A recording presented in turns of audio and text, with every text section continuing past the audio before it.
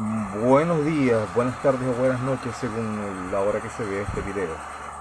El tema a conversar el día de hoy se refiere al contexto operacional y nosotros podemos decir que dentro del marco de lo que es la confiabilidad operacional, vista como una de las filosofías de mantenimiento que a partir de los años 90 se consideró la más adecuada y que eso impulsó a que se llevara el punto sobre ella hacia lo que se refiere al diseño, es decir, que el diseño sea confiable desde el mismo momento que es concebido desde el punto de vista de la ingeniería. Digamos que a partir de la época de los 90 hay varios cambios en lo que se refiere a la metodología, cómo se aborda el análisis de una organización, entre otros detalles. Por ejemplo, anteriormente estábamos acostumbrados con todas estas formas y diseños que se han realizado en la organización a crear una visión, una misión, una declaración de principios, una definición de metas y objetivos a alcanzar. Y hubo un boom en el cual todas las organizaciones pensaban que tenían que desarrollar una visión, una misión, unas metas, unos objetivos a todo nivel. Cuando eso es necesario solamente en una corporación para el más alto nivel de la corporación y cada uno de sus brazos, divisiones, talleres, unidades de explotación, o el concepto equivalente solamente requiere que se le desarrolle el contexto operacional. Este contexto operacional aún hoy en día no es un concepto que esté tan difundido como debería ser. Sin embargo, nosotros debemos hablar de que tiene que ver con el activo que hace el proceso principal de la instalación y tiene que ver con el tipo y esquema de operación, qué impacto tiene sobre el ambiente, cuáles son los estándares de calidad, los niveles de seguridad asociados y si esta instalación tiene redundancia o no. Por lo tanto, desde el punto de vista operativo viene a definir el propósito del sistema, la descripción de los equipos, la descripción de los procesos, sus dispositivos de seguridad, sus metas de seguridad desde el punto de vista ambiental y operacionales, sus tasas de producción, la tasa de calidad asociada al tipo de servicio que está prestando, las inquietudes de contexto operacional, por ejemplo, como que en función del tipo de instalación que tengo y el trabajo que hace, qué impacto tiene sobre la comunidad, los planes a futuro. Eso también abarca los turnos de mi personal, entiendes, operaciones, mantenimiento, calidad, gerencia y cómo se dividen los procesos. La división de procesos está en sistemas, cuáles son los límites de esos sistemas, los listados de los componentes por cada sistema, incluyendo los dispositivos de seguridad y los respectivos indicadores. En general, nosotros podemos hablar que esto no es más que la operacionalización de la visión, misión, metas y objetivos. Por lo tanto, nosotros necesitamos conocer de entrada el diagrama EPS, es decir, la entrada, los insumos, servicios, funciones de producción, alarma y control que están a la entrada de nuestro proceso, el proceso como tal, qué tipo de transformación nosotros hacemos y cómo se hace, y a la salida los productos primarios, secundarios, las funciones de producción, alarma, control y el tipo de desecho que se genera después del proceso. Para adentrarnos más en esto, nosotros podemos poner ejemplos que tienen que ver con las metas, recursos y tiempo. Y voy a referir una anécdota de una humilde señora que tenía 3 hijos. El primero se llama Efectivo, el segundo Eficaz y el tercero Eficiente. Eficaz y Efectivo estudiaron ingeniería mecánica. Tiempo después, luego de algunos cambios de carrera, tomar varias veces la universidad, Eficaz opta por seguir los pasos de su hermano a estudiar ingeniería mecánica. Efectivo, el primero, alcanzó su grado con máximos honores, se vistió de samuro blanco, como le decimos nosotros aquí en el sur, a los summa cum laude, y su mayor mérito fue lograr hacer la culminación de su carrera en 4 años. Se ahorró un año de gastos, un año de esfuerzo, y su señora madre exclamó: hijo, te graduaste, con una expresión de admiración y de orgullo y alegría. Digamos que fue eficaz y eficiente. Eficiente también logró su cometido, pero con un 15 de promedio, a diferencia de su hermano que estaba sobre los 19-20 puntos. Se vistió de samuro negro como todos los demás, logró su cometido en los 5 años establecidos en el diseño curricular, se dio esa frase de alegría: qué feliz me hace verte graduado.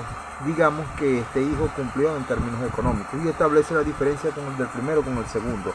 Si bien el primero fue muy efectivo en términos de economía y de recursos. Cuando uno ejecuta un proyecto y tiene ahorros sustanciales, significa que el proyecto estaba sobredimensionado, que podría ser el caso del primero, mientras que el segundo se llevó perfectamente en términos de tiempo y de dinero del marco de lo que se estaba esperando. Finalmente eficaz, alcanzó su cometido con un proyecto de 10. No se vistió de samuro negro porque él optó por retirar su título por secretaría 8 años después de haber iniciado sus estudios. Ya los demás lo confundían con un profesor, y su madre llegó y le preguntó: hijo, ¿realmente te graduaste? En el fondo, él cumplió con los objetivos, aun cuando no cumplió con la meta de tiempo y la meta de disponibilidad de recursos. Y eso es lo que nosotros tenemos que tener en cuenta a la hora de hablar de contexto operacional. Uno debe ser capaz de cumplir en términos de dinero, de tiempo y de recursos con la meta que esté establecida, con unos parámetros que no sean más allá del 5 o 10% de desviación con respecto a lo que se tenía estipulado para hacer esa ejecución presupuestaria. Acá voy a proponer un caso de estudio. Es una mansión de un personaje que se va a mudar a Cabimas, y es un ser multimillonario que tiene una flota de carros. Se dio cuenta que en Venezuela podía tener una sede para poder abarcar sus operaciones y sus negocios en la casi, vamos a decir, olvidada o descuidada Hispanoamérica, tener alcance a estos países que son los nuestros, y ya no tanto dedicarse al mundo anglo como se ha hecho tradicionalmente. Digamos que en este caso este personaje tiene un presupuesto ilimitado y de antemano el dinero no va a ser problema. Tiene suficiente dinero como para funcionar en cualquier tipo de régimen sin que nadie lo moleste. Del punto de vista del suministro eléctrico, considerando las fallas que tiene Venezuela, este personaje va a suministrar una instalación diésel y solar que los cálculos que nosotros llevemos a cabo en esta propuesta van a exceder en un 50% la capacidad de lo que va a instalar. Por lo tanto, eso tampoco sería un problema. Los parámetros de diseño para estos cálculos.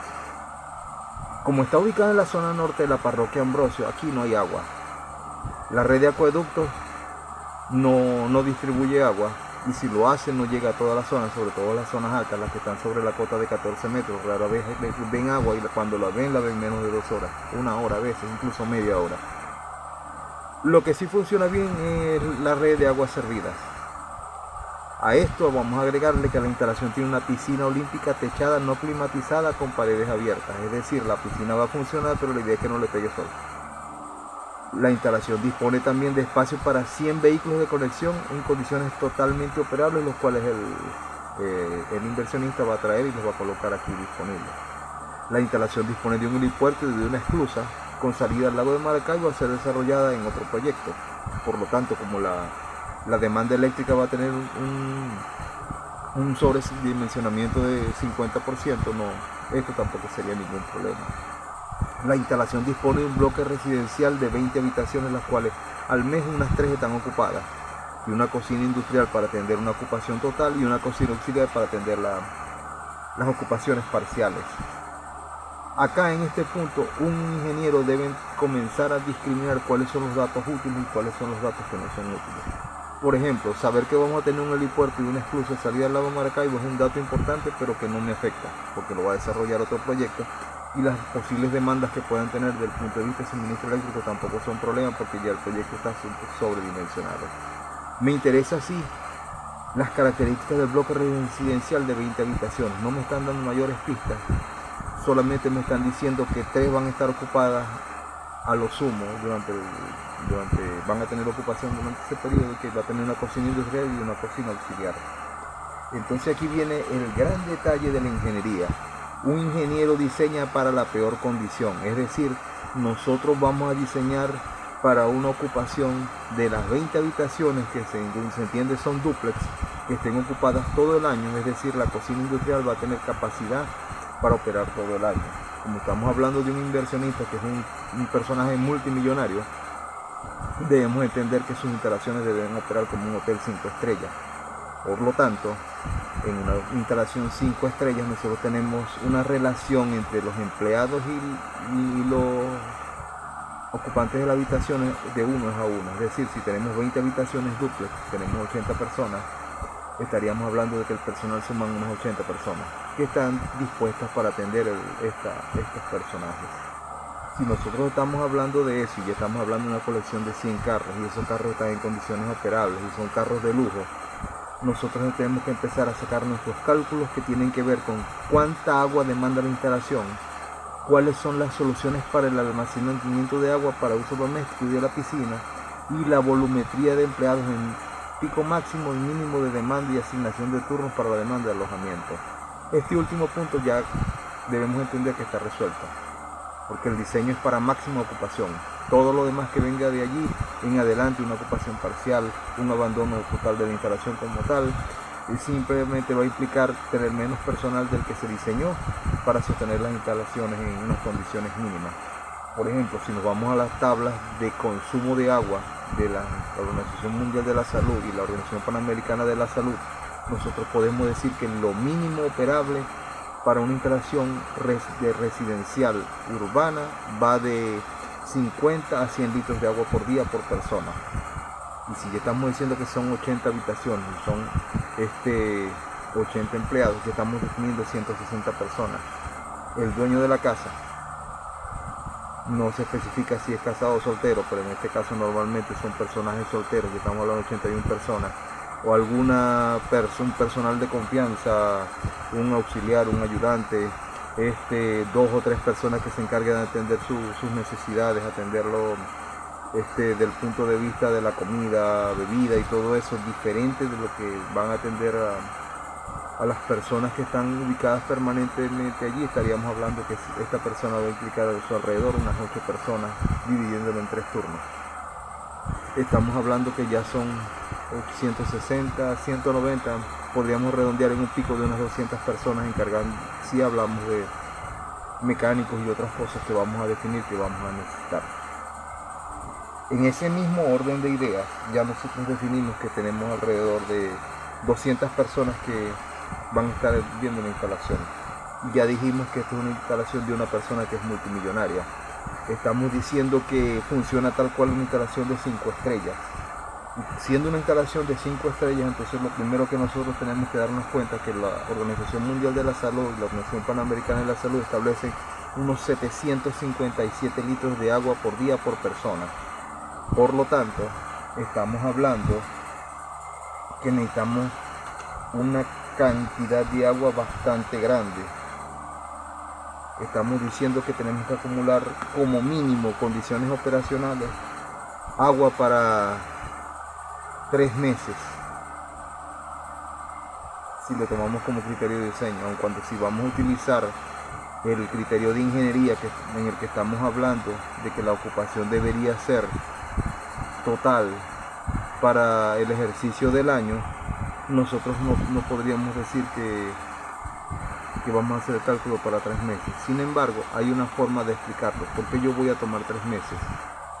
Porque con la cantidad de agua almacenada yo voy a tener que hacer cálculos para poder almacenar esa agua, para poderla distribuir, para poderla procesar, y 3 meses son suficientes para que yo pueda resolver la situación como el jefe de diseño de la instalación y poder resolver cualquier problema de suministro de agua.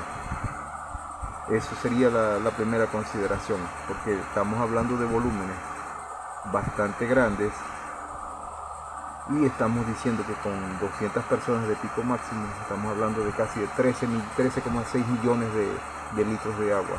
13.600 metros cúbicos de agua.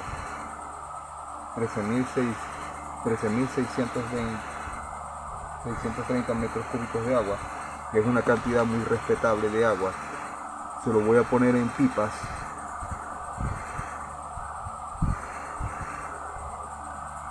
Estaríamos hablando nosotros de 65.000 pipas. Y un camión cisterna no tiene 50 pipas. Estamos hablando del equivalente de 1.310 camiones de agua. y esa es una cantidad monumental de agua. Estamos hablando básicamente de almacenamiento en tanques, grandes tanques exteriores. Por lo tanto, a esa casa habría que ponerle tanques exteriores como para almacenar esa cantidad de agua. Pero entonces, si vamos a poner tanques de almacenamiento, hay que decidir cómo vamos a instalar el tanque, porque un tanque de agua de esa naturaleza va a ser tan grande como la instalación. Queremos nosotros que el cliente tenga un tanque en el patio de la casa y que todo el mundo vea que tiene un tanque, o le vamos a construir un tanque subterráneo. Entonces, ¿qué limitaciones tiene? Las características de los terrenos en Ambrosio, que dicen que hay agua a partir de los 5 o 6 metros es la capa freática. Por lo tanto, cualquier solución que se vaya a construir debería ser, por ejemplo, un tanque subterráneo de esas dimensiones, pero que no tenga más de 4 metros de profundidad, y sería un tanque gigantesco. Prácticamente estamos hablando de 5 o 6 piscinas de capacidad. Por eso pensar en más de 3 meses, incluso 3 meses luce como demasiado. Podríamos pensar inclusive como un mes, una capacidad de operación para un mes, y estaríamos hablando del equivalente como de 3 piscinas para llenar 3 veces esa piscina. Otra consideración que se debe tomar en cuenta es: le debo hacer mantenimiento al tanque. Entonces yo necesito realmente no un tanque, sino un tanque más uno, un tanque en operación y un tanque para respaldo, y los puedo tener ambos al 50-60% de capacidad, y cuando necesite sacar uno a servicio, puedo poner el siguiente tanque al 100%, hago el servicio, lo restablezco y después vuelvo al sistema de compensación de los tanques. Por lo tanto, estoy hablando básicamente de, por lo menos, podría hablar de los 3 meses dividido en 2 tanques, y tendría la solución para que la instalación funcionase perfectamente por lo menos un mes y medio en condiciones normales. Eso sería lo ideal. Pero si nos centramos en eso, si digamos más allá de eso, también tenemos que tener en cuenta unas consideraciones. Estamos hablando de una piscina olímpica, y una piscina olímpica es una instalación que tiene 50 metros de largo por 25 de ancho y unos 2 metros de profundidad, con 2.5 millones de litros de agua, 240 camiones cisterna de 50 pipas. Hay normas que establecen que una piscina debe recircular el agua completa cada 24 horas, y estamos hablando de 105 metros cúbicos por hora. Automáticamente un ingeniero tiene que saber que eso es una bomba de más de 50 caballos de fuerza. Y una bomba de más de 50 caballos de fuerza está demandándome un centro de control de motores y un banco de transformadores. ¿Y en qué esquema voy a operar? Resulta que una bomba de más de 50 caballos es un artículo que no lo puedo comprar en una ferretería o en una farmacia estándar.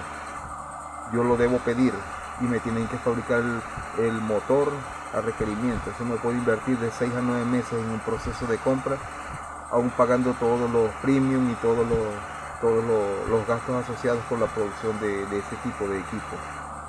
Entonces yo debo poder garantizar que esa instalación funcione y pueda purificar esa agua. Por lo tanto, yo voy a necesitar un esquema de 2 bombas operativas y una bomba en SPER. ¿Por qué? Porque esa bomba en SPER va a ser la garantía, el reemplazo, para que en caso de falla de las bombas yo las pueda operar. Suponiendo que me falle una o inclusive 2 bombas, yo puedo operar la instalación con una bomba y garantizar el bombeo de esos 105 metros cúbicos de agua cada 24 horas. Podría poner una bomba en reparación de inmediato mientras estoy en adquisición de la otra para restablecer la capacidad del sistema. Entonces viene la siguiente decisión. Esas bombas son bastante ruidosas. Estamos hablando dónde la vamos a ubicar. Si nuestro cliente es un multimillonario famoso que construyó una piscina en Cabimas, obviamente va a montar una fiesta. Y si va a montar una fiesta, no necesita ruido de fondo de un motor operando. El motor debe ir en algún tipo de instalación subterránea insonorizada, con su respectivo panel de control, centro de control de motores y banco de transformadores, que va a ser al mismo tiempo el suministro de toda la instalación. Y como estábamos hablando de una redundancia del 50%, lo que nosotros le demos de la casa no va a ser más del 5-7% de la capacidad que nosotros estamos calculando para la piscina. Entonces estamos hablando de mucho más de 150 caballos de fuerza.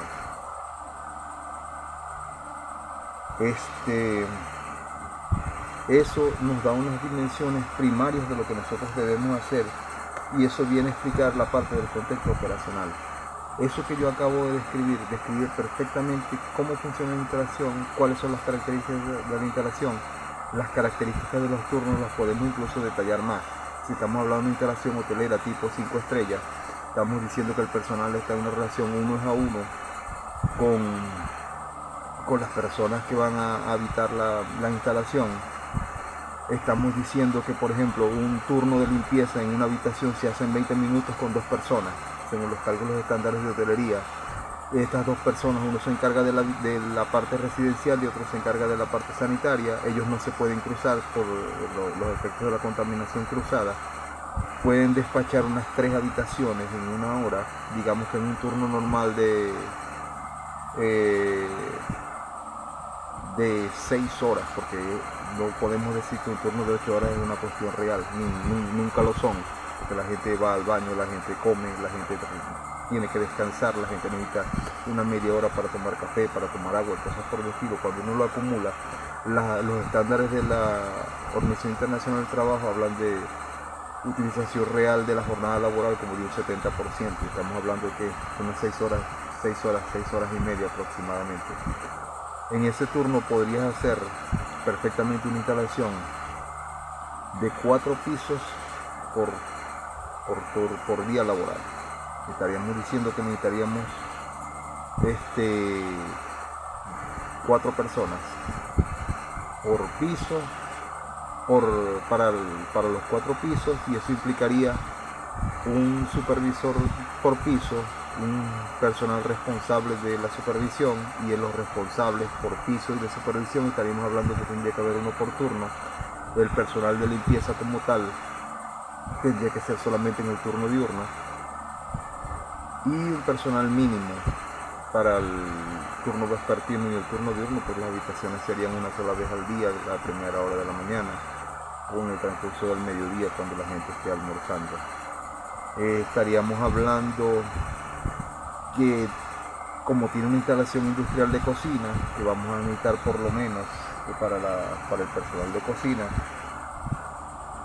un encargado de la cocina por turno, y 3 o 4 encargados de manejar la cocina como tal. También estamos hablando de un encargado de lavandería y 3 o 4 personas encargadas de lavandería. Básicamente estos trabajarían solamente en turno diurno, a diferencia de la cocina, que probablemente necesite 2 turnos solamente. Y sumando todos estos detalles nos dan aproximadamente, entre los ocupantes y el personal, dan 196 personas aproximadamente, perfectamente las 200 personas que se estipulan para una instalación tipo 5 estrellas. Eso es lo que en primera instancia se le debe presentar como un análisis tipo 5, es decir, un análisis que puede tener hasta un 50% de desviación de la idea inicial, porque en este caso estamos hablando con el contratante. Nos está diciendo: quiero esto, le voy a hacer esto, le voy a hacer aquello, necesito acondicionar esto de esta manera, y en ese punto esa persona necesita saber de qué tamaño son las obras que se van a acometer. Ya aquí estamos hablando de movimiento de tierra, estamos hablando de que vamos a construir 2 tanques subterráneos con la capacidad entre los dos de 6 piscinas olímpicas, una piscina olímpica que se debe llenar, y estamos suponiendo que la piscina olímpica no va a vaciarse, simplemente va a ser completada. Estamos hablando de que esta instalación, al no tener suministro de agua externa, va a tener la necesidad de disponer de una red hidroneumática, y al no haber ocupación total podríamos diseñar anillos de suministro de agua para poder aislar, como en el estilo que se hace en los hospitales, cada habitación o cada piso en función de la demanda, y tener un centro de control dentro de la misma instalación que me permita controlar por piso la distribución de agua y poderla distribuir mejor para evitar los daños en las tuberías, es decir, cerrar válvulas y mantener los cabezales presurizados para que no se dañen las tuberías por efectos de corrosión, desgaste, o por efecto de, digamos que en este caso no aplicarían las tuberías PVC de plástico porque tienden a ser frágiles por el calor. Estaríamos hablando de tuberías del tipo de cobre o algún material similar que se utilizan solamente en instalaciones de lujo y ese tipo de servicios, que incluso son más sencillas de reparar y de diagnosticar, y que estaríamos hablando de toda una instalación de sistema de instrumentación y control de procesos para llevar el control del agua que se está suministrando a la instalación. Básicamente estamos diciendo que esta casa debería funcionar dentro de todos los parámetros de lo que es la domótica, es decir, una instalación totalmente automatizada donde se pueda racionalizar, optimar el uso de las luces, el uso del sistema de refrigeración, para que a medida que se esté ocupando, inmediatamente estas zonas dispongan de luz, dispongan de circulación de aire, sea por ventilación forzada o por sistemas de aire acondicionado, sobre todo lo que son áreas comunes y áreas de habitación, y al mismo tiempo se pueda garantizar su habitabilidad. Estamos diciendo que esta instalación necesita un centro de control de motores, es decir, un centro de control para la parte eléctrica, que necesita un banco de transformadores.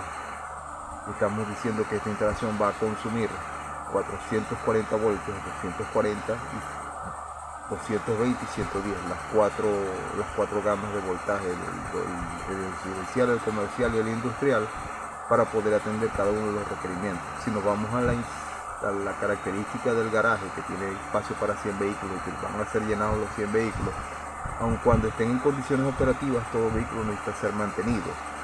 Por lo tanto, nosotros estamos hablando acá que los vehículos van a requerir como muy mínimo que sean lavados una vez al mes, que sería lo mínimo para mantener un vehículo de colección. Actualmente los parámetros hablan de entre 10 y 15 litros de agua para lavar completamente un vehículo, incluyendo con limpieza extensiva de los cauchos, de 10 a 15 litros de agua en unos 20-30 minutos aproximadamente, y estaríamos hablando de que podemos despachar unos 18 carros por turno,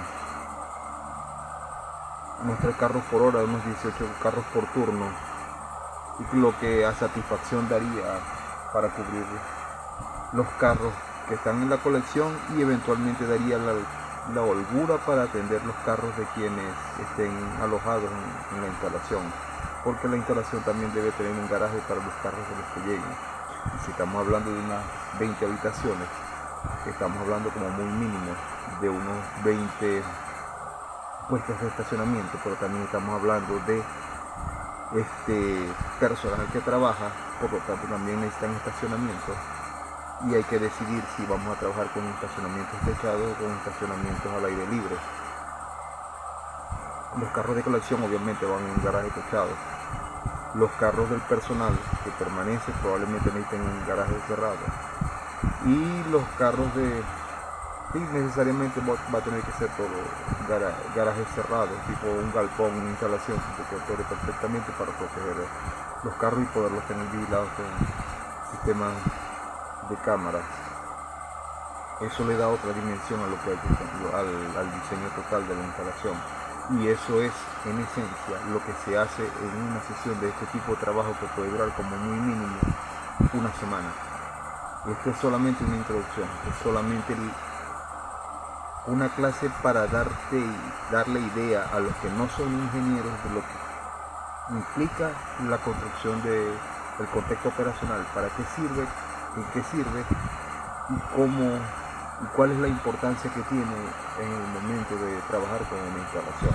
De momento, cuando el ingeniero sale de esta reunión, debe tener un bosquejo que debe ser capaz de presentar con unas dimensiones primarias, para que el inversionista sepa en qué se está metiendo, más o menos cuánto va a costar eso y en cuánto tiempo se va a tener, porque son inversiones bastante grandes que requieren movilizar mucho dinero, requieren contratar personal, requieren de incluso equipos que no son de adquisición local, que deben traerse y se deben instalar. Entonces más o menos es la idea del concepto. Espero que hayan podido entender. Los ejercicios que realizamos fueron bastante prácticos, bastante sencillos. Se les suministraron unas tablas con unos datos mínimos, porque normalmente cuando se hace esta práctica el ingeniero debe tener a la mano todas las tablas, todos los libros, todos los recursos, incluso acceso a recursos web, para poder justificar la data que está utilizando para hacer los cálculos. Al mismo tiempo el ingeniero debe ser suficientemente versado en cálculos rápidos para poder simplificar todos estos números y presentar una oferta, un set de características que va a tener la instalación para una primera revisión en esa reunión preliminar, y en función de eso poder extender esa actividad a otras más, y así sucesivamente poder ir desglosando todos los detalles que se van a abordar. Gracias por su atención, que pasen muy buenos días, buenas